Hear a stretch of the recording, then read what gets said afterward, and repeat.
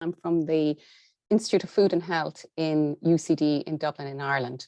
So this morning we have our first seminar of the Protein I seminar series in 2023. And I'm just going to start off by telling you just a little bit about our project Protein I, and then I'll introduce our speaker. So our project Protein I is a food systems project involving partners from Northern Ireland and Ireland. And we're centered on protein diversification with a focus on plant protein production through to human health. And we pay particular attention to development of Ireland's rural bioeconomy. Protein I brings together 6 research organizations with expertise in diverse areas such as rural development, plant production, human nutrition, consumer science, and blockchain analysis. The project is a very exciting project, and it's funded by the Department of Agriculture, Food and the Marine in the south of Ireland and the Department of Agriculture, Environment and Rural Affairs in Northern Ireland. This morning, I'm delighted to welcome you here to our very first seminar series of the seminar of the year. And at the end, we will have time for questions from the audience. So please put your questions in the Q&A section at the bottom of the webinar, and we will deal with them at the end. So today it gives me great pleasure to introduce Dr. Nick Smith from the Ridet Institute in New Zealand. I'm extremely grateful to Nick for joining us today. It is nighttime in New Zealand, so I'm even more grateful for that. Dr. Smith holds degrees in mathematics and in nutritional sciences. His expertise is in mathematical modeling of complex systems with a particular focus on human nutrition. He studies the dynamics of the global food system and their impact on the nutrition of the global population. He is currently a research officer at the Ridet Institution, a New Zealand Centre for Research Excellence hosted by Massey University. The focus of the Ridet Institute is food science, food technology, and human nutrition. Dr. Smith's current research is part of the Sustainable Nutrition Initiative, a programme providing evidence for the sustainable food system debate and ensuring that human nutrition is seen as a key aspect of sustainability.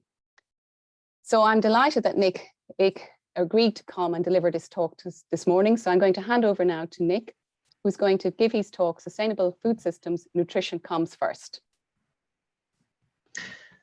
Thank you very much for the introduction there, Lorraine, and delighted to be the first speaker of the year for you. Really appreciate the opportunity to speak to a new group of people. So thank you for the invitation. So I'll get right into it. Sustainable food systems, nutrition comes first. Lorraine gave an excellent list of the institutions to which I'm affiliated, but I thought I should give a little bit more background on who I am and where I come from, and I guess the perspective that I bring to this. So I've put a couple of photos up there. Now I'm currently based in Palmerston North, southern end of the North Island of New Zealand, and I had a split upbringing in New Zealand, which is the top picture there. That's the view from Dad's place in Tasman, but also in West Wales on the Pembrokeshire coast, and many happy memories of trips across to Ireland, both while living there and more recently. Now I'm an employee of Massey University here in Palmerston North, which is sort of our major agricultural and food university. And there I work for the Ridet Institute. And as you heard from Lorraine, focus there on food science, food technology, and human nutrition. And within that, the project that I work on is the Sustainable Nutrition Initiative. And it's SNI work and research that I'm really going to be focusing on in the talk today.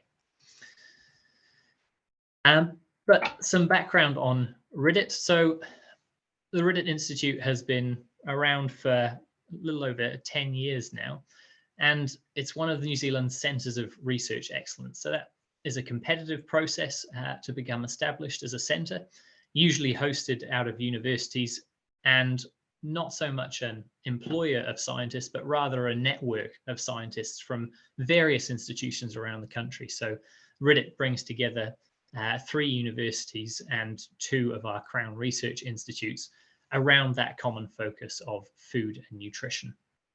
So examples of some of our work would be development, for example, of iron encapsulation for dairy products, so fortifying dairy with iron, some work in hybrid meats, blending lower quality cuts of meat with plant ingredients to produce new products, and also a large focus on protein quality as part of the Proteos and digestible indispensable amino acid scoring, the data that underpins all of that. So quite diverse. Now, the team that I sit within, the Sustainable Nutrition Initiative, has I suppose, the driving principle of providing evidence for sustainable food systems, evidence for that debate around what sustainable food needs to look like in the future. We're very much a growing team, which is why you'll see there's a number of faces not yet filled on that list. So an exciting time for the team. The reason that SNI came into being was there were a number of RIDDIT researchers from a number of our partner organizations who were observing the sustainable food systems debate around the world, but particularly in Europe, which I think was really leading the charge in that debate. And there was a feeling amongst these researchers that the debate was very much being driven by environmental and economic arguments on what the future of food should look like. And these being RIDDIT people, they really felt that drive for the nutrition need. And so SNI was really created to provide that evidence, largely through modeling and data science, for the nutrition aspect of sustainable food systems. And through our research, we've realized that you need to talk about sustainable nutrition on multiple different scales. An individual in the supermarket wants a sustainable diet for themselves. They want to know what they should eat. And that's an important question to answer, but it's very different to, for example, a country's policy approach to food. What should they produce? What should they trade? What should they have available to their population?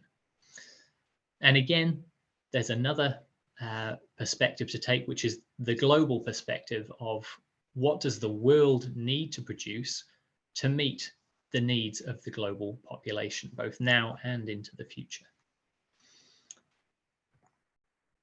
And I'm going to start by talking about that global perspective. How does the world feed the world? Now, I always throw up this image at the start of these sorts of talks, and I don't intend you to read or try and understand it. Its purpose is to capture the complexity of the global food system. So, as you will all know, the global food system is not simply that linear process from food production on farm through processing, distribution chains, and out to a consumer. There's everything that sits around that, like climate, land suitability, the politics and governance of what can be grown where it can be sent, how it needs to be produced, how it needs to be delivered to a consumer. There's the economic and the environmental outside of climate change factors that push and pull on that food system. So enormously, enormously complex. And my background is in mathematical modelings of complex systems, but I can tell you immediately that a system this complex cannot be captured accurately in a model. There are far too many moving parts, far too much uncertainty, data gaps that you would never be able to accurately capture a system of this complexity. So with that in mind, how do we go about assessing whether a food system is sustainable and how it might become sustainable or stay sustainable in the future, and even what food system sustainability really means in that context? So if we fall back to a definition of what should a sustainable food system be, and we take this definition from the UN, and that's that a sustainable food system, yes, it needs to be economically, socially, and environmentally sustainable, but first and foremost, it has to ensure food security and nutrition for all, in this case, the entire global population. So regardless of how environmentally or economically sustainable your system might be, if it's not feeding people, it's not sustainable. And so that really provides the grounding for SNI's work on taking that nutrition focus when it comes to food systems work. And the first tool and research project that came out of SNI was the Delta model. And that was looking at that really complex food system diagram I showed earlier and saying, yes, while that can't be modeled, the nutrition for all aspect of it, that we do have sufficient data and sufficient understanding to get to. We can think about the nutrition that's currently available from global food production and the requirements of the global population and see how those match up. So these aspects can be modeled. Now, the Delta model today is a freely accessible online tool that anyone who is interested can go on and use to get a better understanding of how food production becomes nutrition for the global population and what that might look like in the future, what might be feasible from the global food system. And I'm going to take the first part of this talk to walk through the construction of the model and some of the results that we have drawn from it.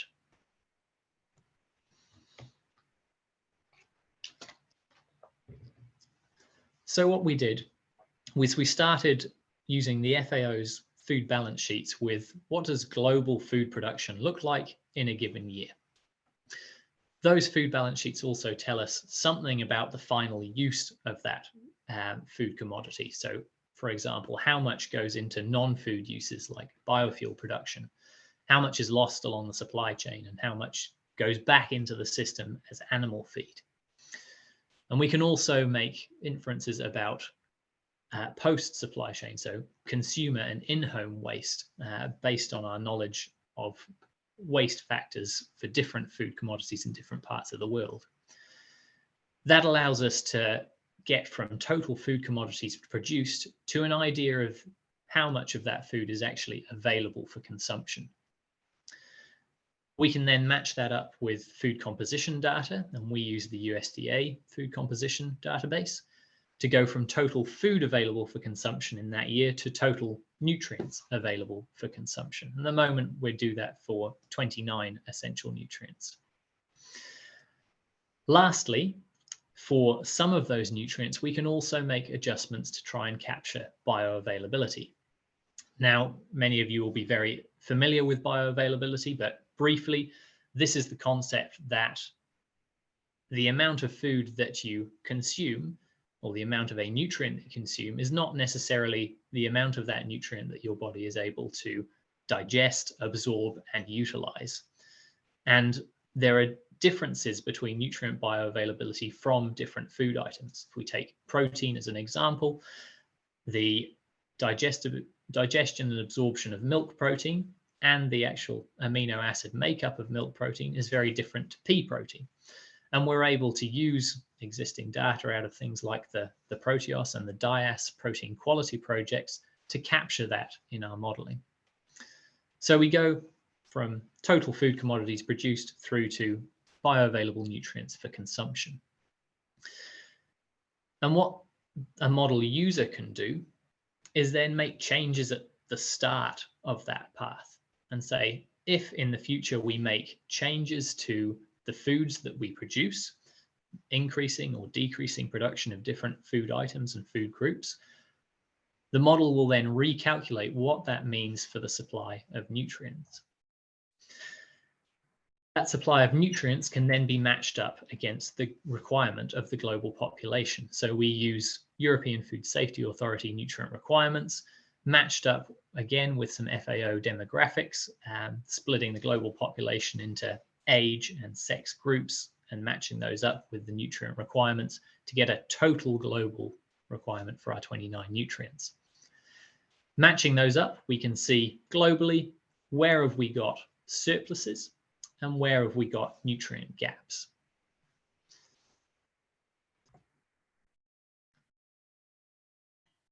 So the first and simplest use of this model is really to follow mass flows through the food system. So we have a little over 9 billion tons of plant food production.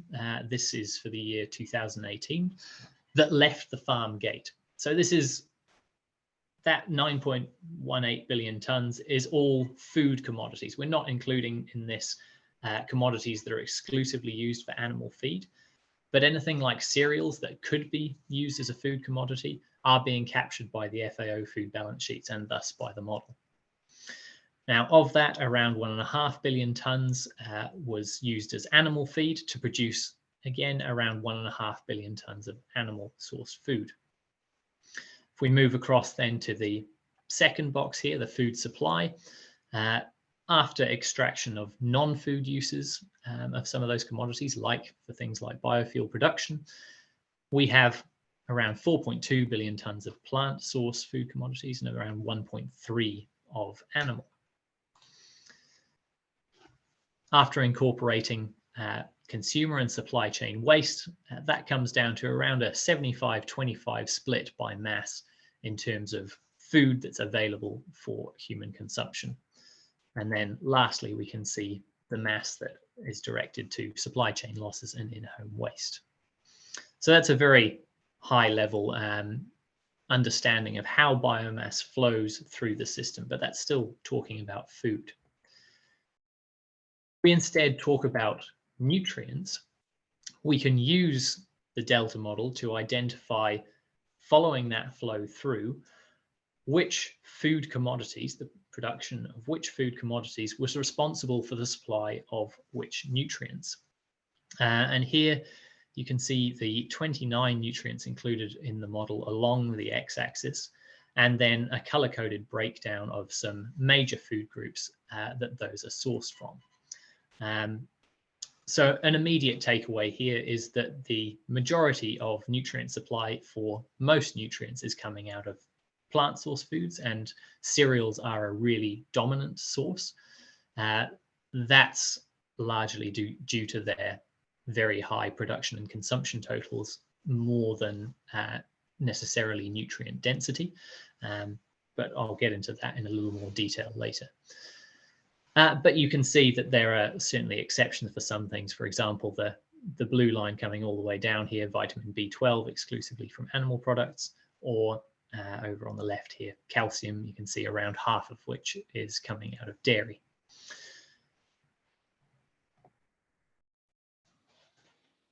If we rearrange that data, and apologies for the changed color coding, we can map nutrient supply, color-coded by source, against global nutrient requirements. So this pink horizontal line here is the global requirement for each of those 29 nutrients. And you can see that supply against requirement varies enormously between nutrients.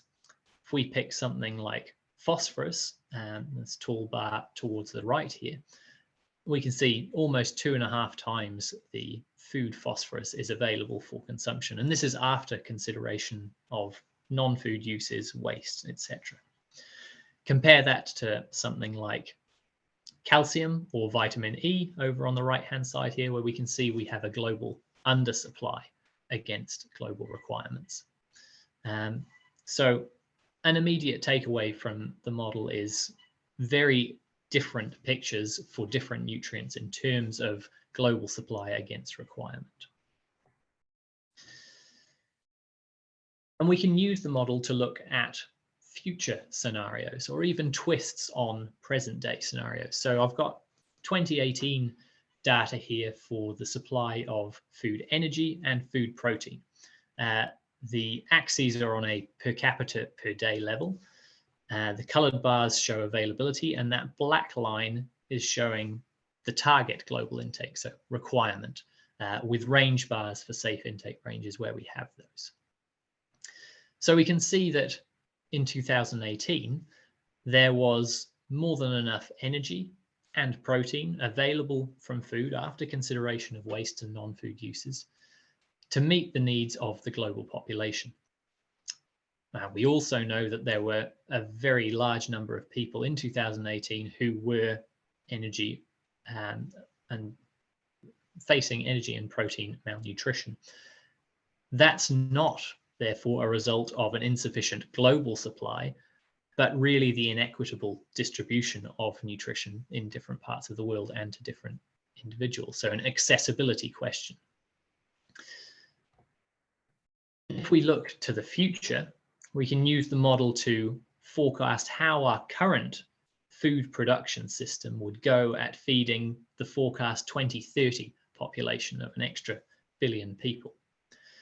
And the model reruns, allocating the same amount of food to a larger number of people, and you can see that the per capita energy and protein supply comes down, but is still sitting above that global requirement level.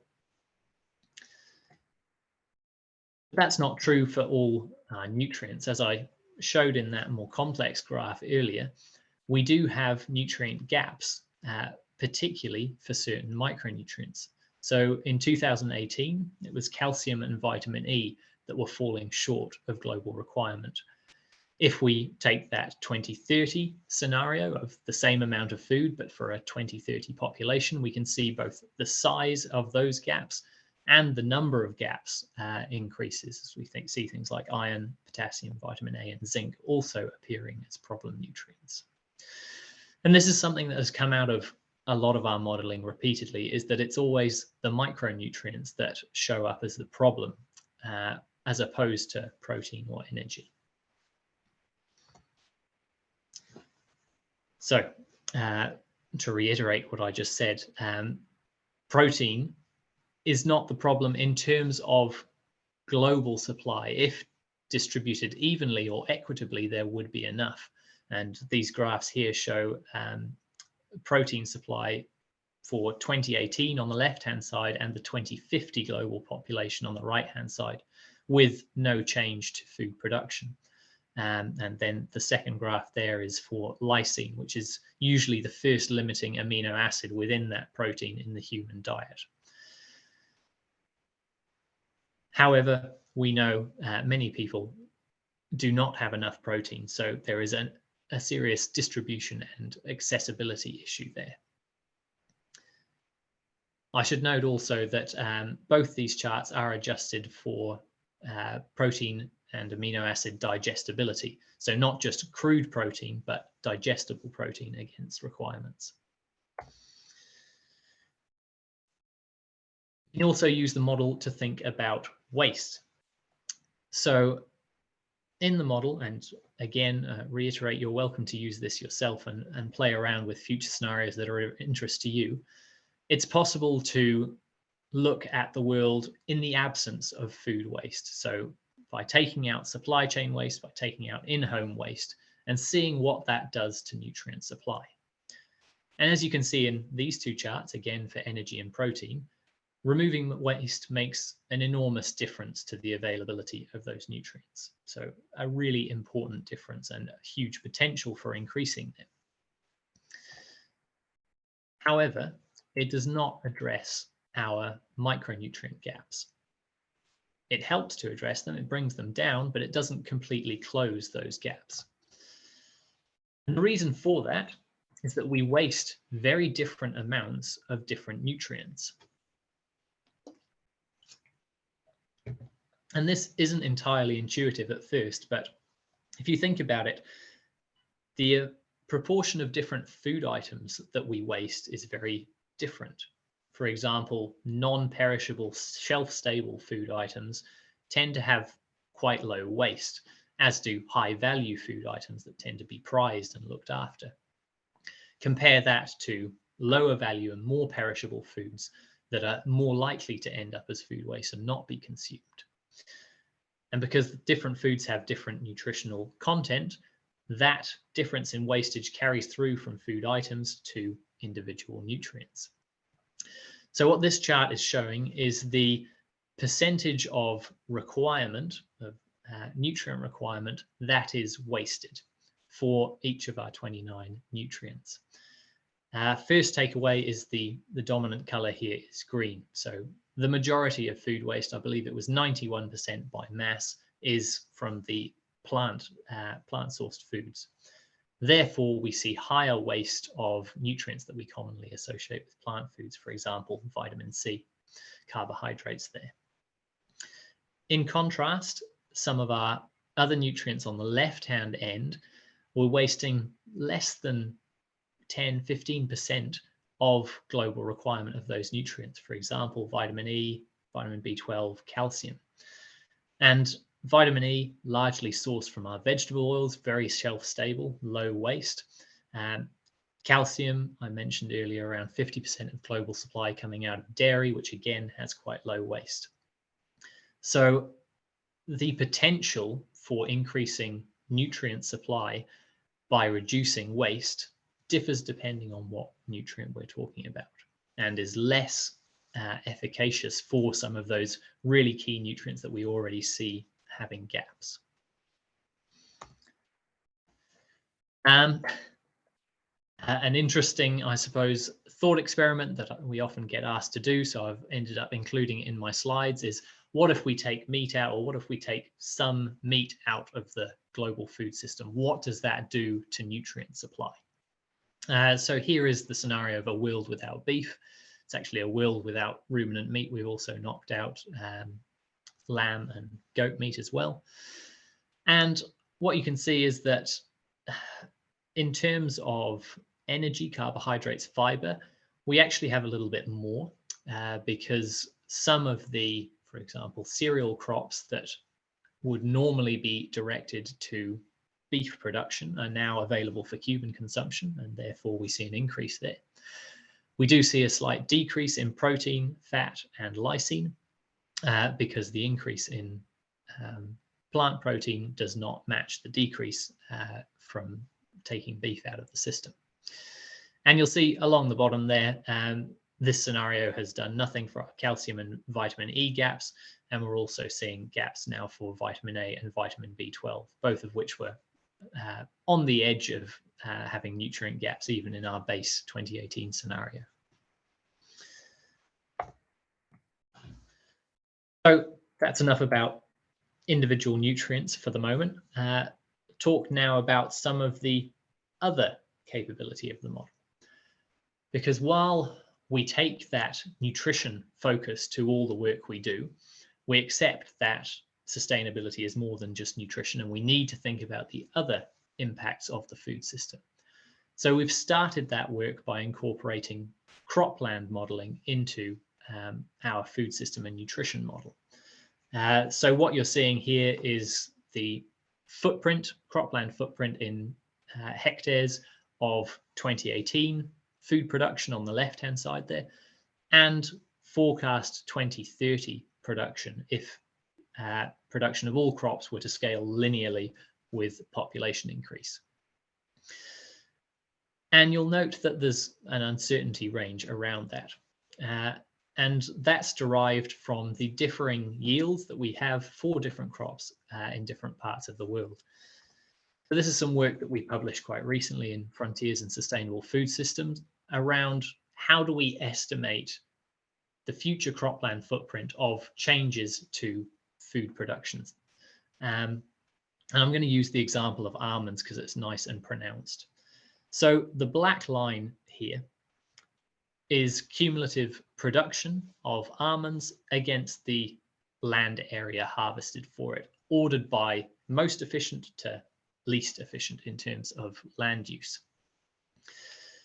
And from that information, we can also calculate metrics for that. For example, the average yield across all of that land, the yield of the best producing half, and the yield of the poorest producing half. And then we can extrapolate using those metrics what a, for example, 30% increase in almond production is going to require in terms of cropland to be harvested. So that's where we get our expected and uncertainty range for cropland from. Now, almonds is a particularly good one because half of global production comes from less than 20% of the land producing almonds, and that's exclusively the United States and mostly California in that most efficient end from a land perspective, not necessarily from a water perspective, but that's a separate question. Contrast that to soy. Soy has this really quite flat curve in comparison because global soy production is really dominated by a few economies that do it at a very similar level of efficiency. So what this means is, because of that much narrower uncertainty range at the right-hand side here, is that when we're forecasting future changes to cropland production, or the requirement of land if we were to increase food production, we can be a lot more confident about crops like soy than we can about crops like almonds. And we can also integrate into this sort of thinking things like yield gaps and how close we are to using all of the suitable land already for certain crops.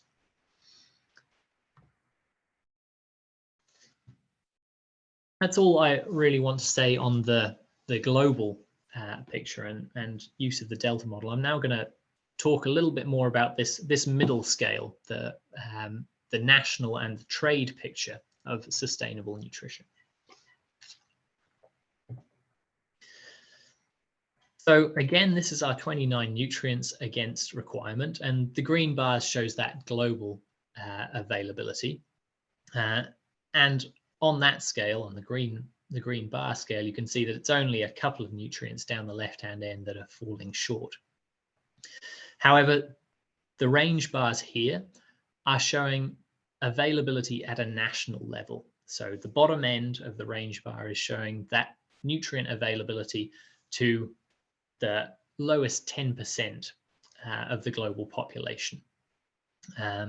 So when we take that perspective instead, we can see this huge range in nutrient availability in different countries in the world, and that for many countries of the world, an awfully large number of nutrients, not just our global picture, are problematic. Another view on that, here I've got a chart showing I believe it's 180 countries that are included in our analysis. And we're looking at, before consideration of trade, how many countries could actually be nutrient sufficient from their own food production. And I can tell you that there are 4, those at the top right-hand corner here, that are touching the red line. The blue colored bars are protein energy sufficient, but are still potentially falling short for some of the other micronutrients. After consideration of trade, the picture does improve. We're up to about 12 countries that have full nutrient sufficiency and far more that are protein energy sufficient. But as you can see by the gap between the red line and most of this chart, we still have some real issues in the vast majority of global countries for at least some micronutrients. And this is at a national level availability against national population requirement. So if we take the example of Ireland, starting from the left-hand side here, Ireland's protein production is around 150 grams per person per day. And you can see that that's dominated by meat and dairy. Over on the right-hand side here, the black horizontal line is the average Irish individual's requirement, which is a little bit under 50 grams using the EFSA requirements. And you can see that availability is far in excess of requirement for the Irish population.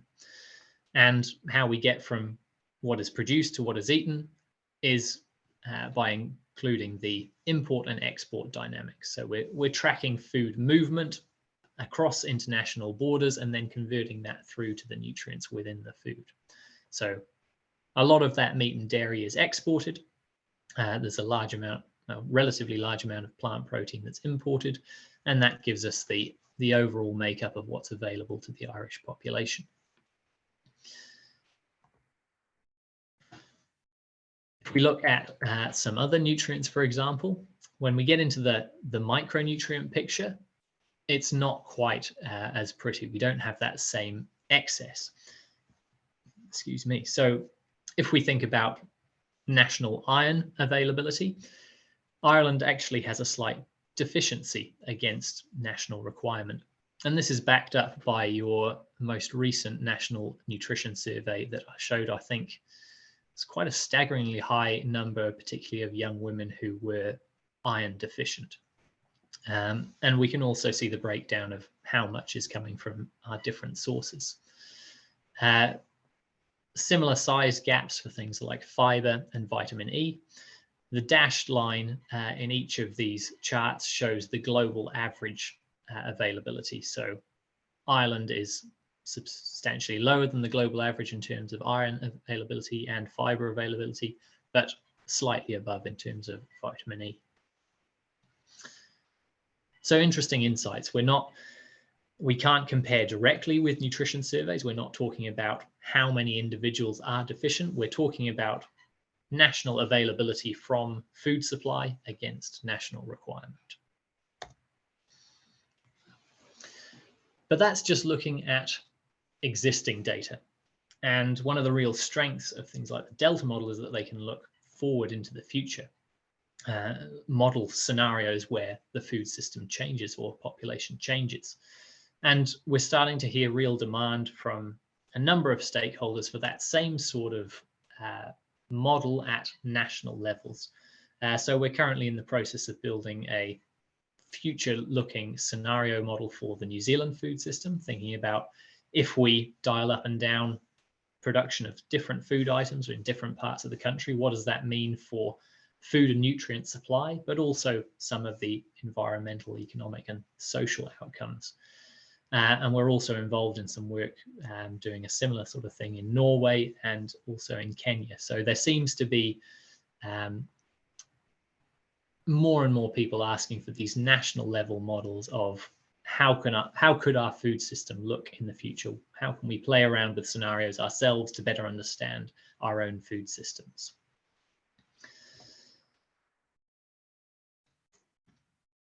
And finally, because I'm coming close to the end of my time, the last perspective is the individual one. And I framed this in my opening as what should I eat? But really, when we're talking about sustainable nutrition for individuals, it's rather more complex than that. We have to ask about healthy, nutritious, but also affordable and environmentally sustainable diets if we're going to think about true holistic sustainability.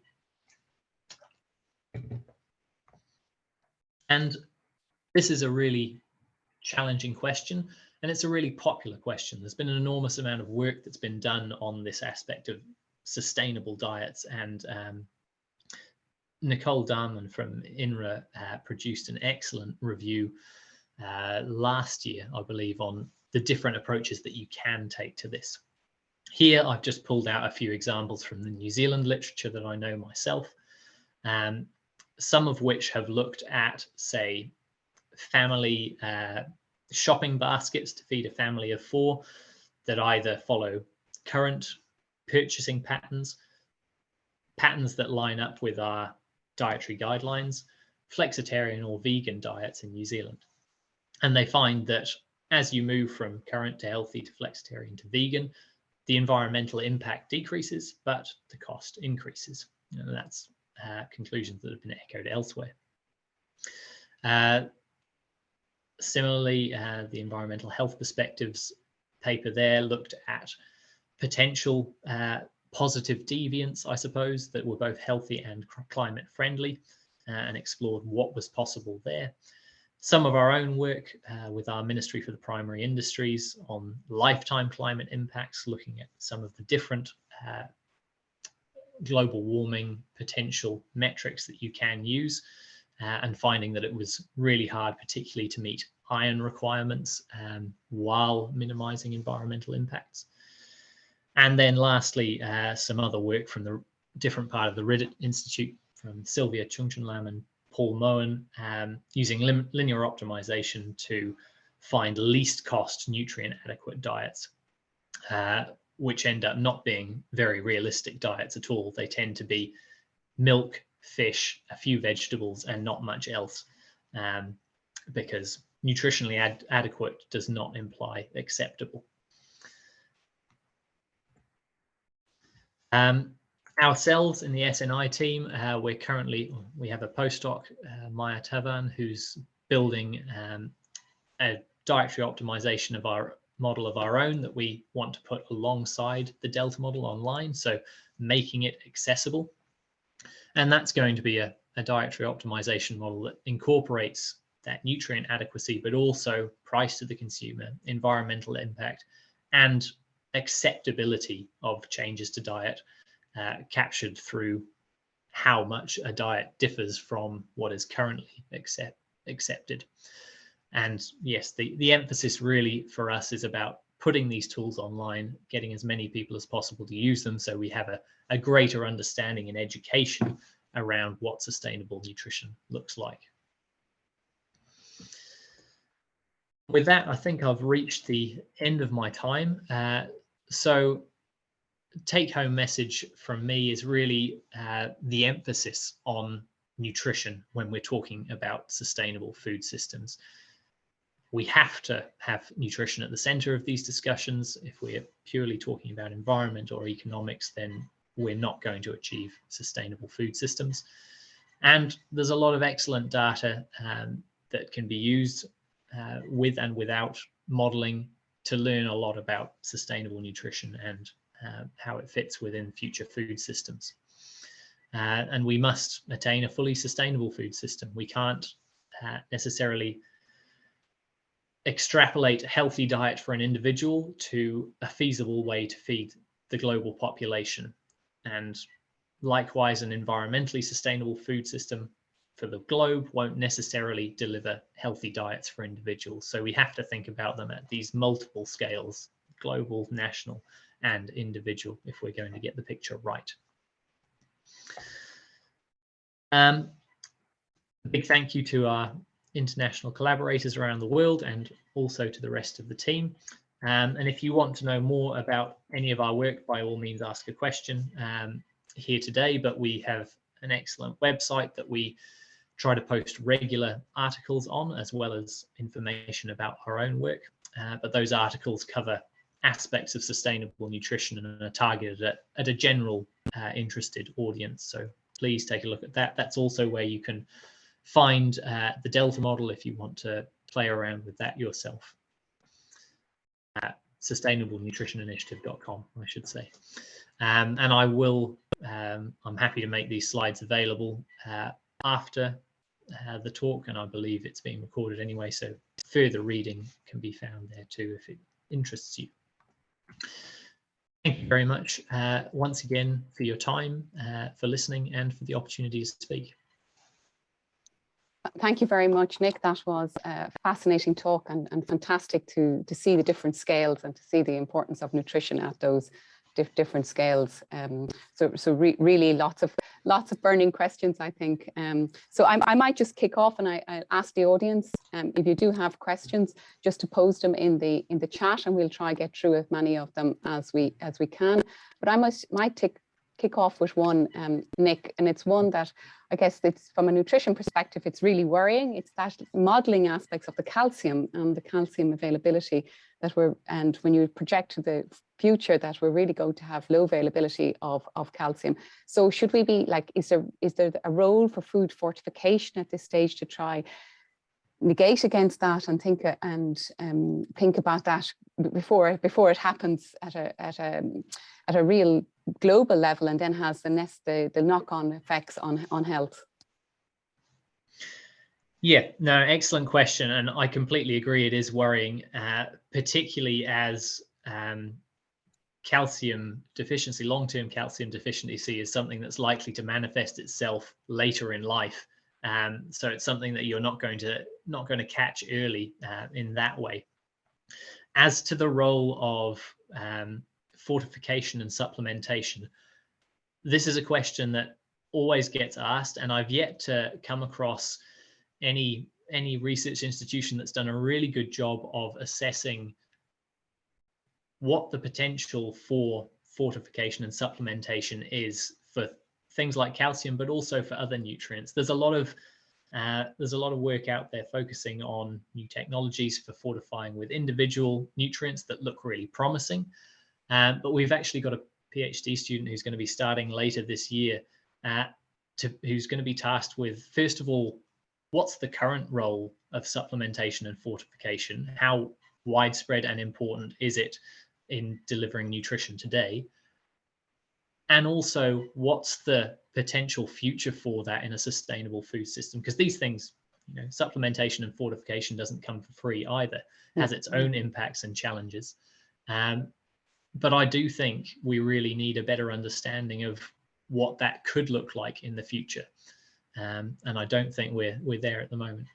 Okay, but I guess modelling can play a huge role in that and to developing of models.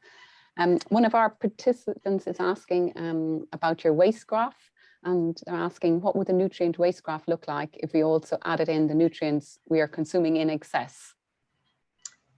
Excellent. Yeah, kudos to that, to whoever asked that question. We in the team often like to describe overconsumption as a form of waste. So couldn't agree more with where the question is coming from. Because not only is it waste, that it often comes with harm if we're thinking about energy overconsumption. If we were to include that, what would it look like? I expect the protein waste would perhaps show the greatest increase, or maybe the things like the carbohydrate and energy also. But actually, we've never done that work to put those two things together.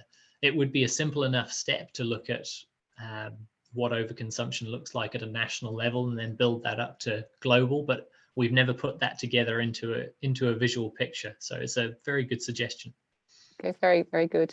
And then one of our other participants is asking your opinion on the rise in plant-based meat alternatives and how you see their role in potentially supporting the nutritional sustainability of human nutrition.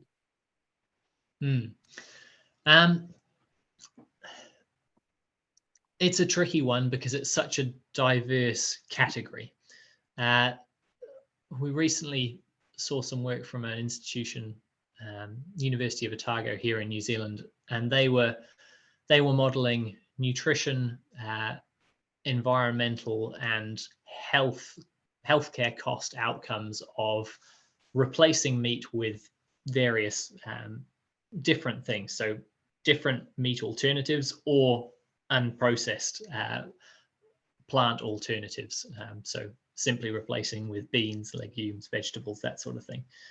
And it was also it was always the minimally processed plant replacement. So replacing with beans and vegetables, that was coming out on top in terms of climate impact, in terms of health, and in terms of nutrition. And I suppose that shouldn't be surprising, but it was good to see that confirmed with hard data. I think where those alternatives have a place is as acceptable formats, particularly for parts of the world where meat is currently such a huge part of the diet, and a wholesale shift to replacement with peas is not going to work. It's not going to be accepted. But really, what I would like to see is, rather than that shift to highly processed plant-based alternatives, perhaps just a rebalancing around portion sizing, around bringing in those minimally processed alternatives to some meals or as a larger part of meals containing meat. I think that perhaps has more potential. Yeah, I completely agree with you. I think that we've a long way to go in that, and trying to see how we could do that, I guess, diversification of intake. But I suppose a potential future benefit, and I don't think it's there yet, is that with these processed alternatives, then you have more opportunity for things like fortification, supplementation, and getting around perhaps some of the challenges of oxalates and phytates that inhibit nutrient uptake from the minimally processed plant alternatives. So yeah, by no means writing them off, but I would like to see more on that space. Yeah. And then there's a question here that I was very interested in, and I was going to ask as well, is what were the countries that met the nutrient requirements in terms of production? Sorry for asking you off the top of your head now, but we were curious. No, it was, I believe,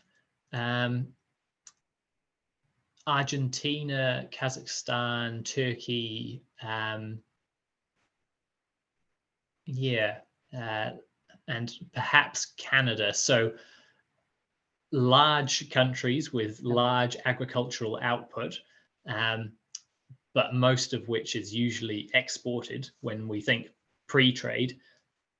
Post-trade, you started to see some of the European countries come in, and actually some of those countries that were sufficient pre-trade drop out because a lot of that nutrition is going overseas. Okay. But we do have it in one of the articles on the website, the exact countries. Okay, so we can look at that, and it was lovely to see the Irish data. I was very excited to see that, so it's very nice to see, and it's I guess for us really good to see that, or not good, but reinforcing that the model was showing that we had low fiber availability, if I understood it correctly, and that would match our intakes actually. So we have low intakes of fiber in Ireland at a national level as well. So I think that's really good reinforcing of the model, that it's reflecting what we actually see on the ground here. So great potential, I think, for us to use it and to further model scenarios going forward. I think that's where we're coming up now to just after 10 to the hour, and I think we want to wrap up. So I'm going to thank you again very much for the talk. It was excellent. Great to see that breadth of work that you're doing and to think of nutrition at the different scales. So thank you very much again. And I'd just like to tell the audience that our next talk in the seminar series will take place on the 11th of May, and it will be given by Professor Matthew Gorton, and he's going to talk about interventions for more sustainable and healthier food consumption, what works. So hopefully you can come back and join us for that. So Nick, thank you very much again. Thank you for the opportunity, and yes, look forward to keeping in touch.